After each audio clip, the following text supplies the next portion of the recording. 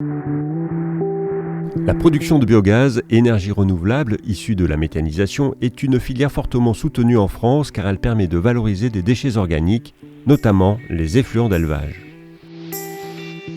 L'approvisionnement des méthaniseurs peut être complété ou stabilisé grâce à de la biomasse végétale, ensilée, récoltée plante entière. Pour produire cette biomasse, sans concurrencer les productions alimentaires, Arvalis étudie sur ses plateformes du Béarn les cives, cultures intermédiaires à vocation énergétique, dans le cadre de plusieurs projets européens et nationaux.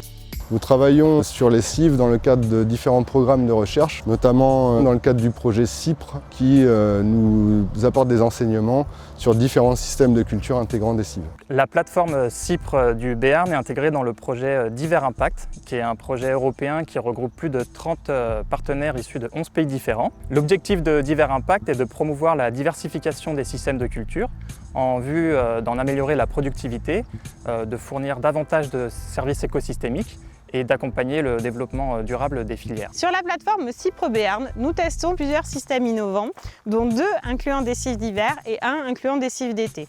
Cela nous permet de mesurer l'impact technique, économique et environnemental de l'introduction des cives dans ces systèmes par rapport à notre référence qui est la monoculture de maïs, mulché et labouré. L'itinéraire technique des cives doit être le plus simple possible, à la fois pour limiter les coûts de production et aussi pour être très efficace sur l'implantation.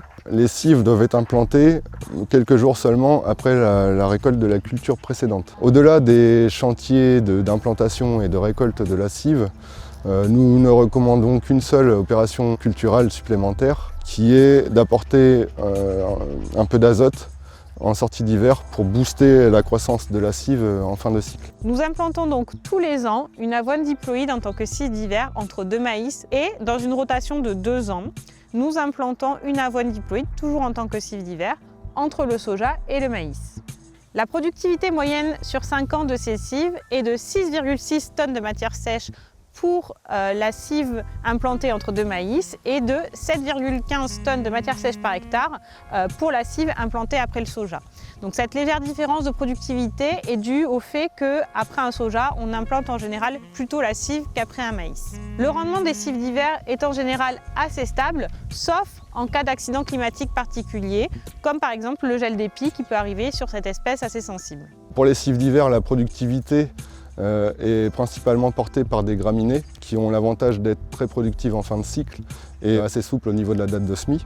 Et puis on va pouvoir réfléchir à des mélanges, notamment avec des légumineuses pour apporter des services complémentaires. Dans les services, on retiendra entre autres l'apport d'azote via les racines ou l'amélioration de la couverture du sol. Quand on introduit de la veste dans le mélange, on va avoir une plante liane qui va s'immiscer entre tous les interstices de la graminée et augmenter le pouvoir couvrant du couvert et du coup donner une meilleure maîtrise du salissement de la parcelle sous le couvert. Ça c'est très important puisque quand on récolte la cive, plus c'est propre en dessous, plus le travail suivant va être facilité. Pour élargir un peu le champ des espèces, nous étudions l'association avec d'autres légumineuses comme la févrole par exemple, mais nous étudions aussi des espèces complètement différentes comme la moutarde d'Éthiopie. Elle a un port vertical très robuste et pourrait, dans le cadre d'un mélange, structurer le mélange et lutter contre l'averse. La récolte de la cive s'effectue entre fin avril et fin mai en fonction des conditions climatiques. La date de semis du maïs est donc reculée par rapport à ce que nous pratiquons sur la référence. Nous avons donc précocifié les variétés de maïs utilisées après cive afin de s'assurer d'une récolte en octobre avec des humidités raisonnables. Cela entraîne donc une perte de potentiel sur le maïs qui est de l'ordre de 13%. Au total, l'introduction de cives d'hiver permet un gain de marge nette. Le préalable est bien entendu d'avoir un débouché et des prix de vente intéressants. À noter également des bénéfices environnementaux tels que la diminution de la production de gaz à effet de serre par unité d'énergie produite, le stockage de carbone supplémentaire grâce au retour au sol des racines, des chaumes et des digestats et la production d'une énergie renouvelable à l'échelle du territoire.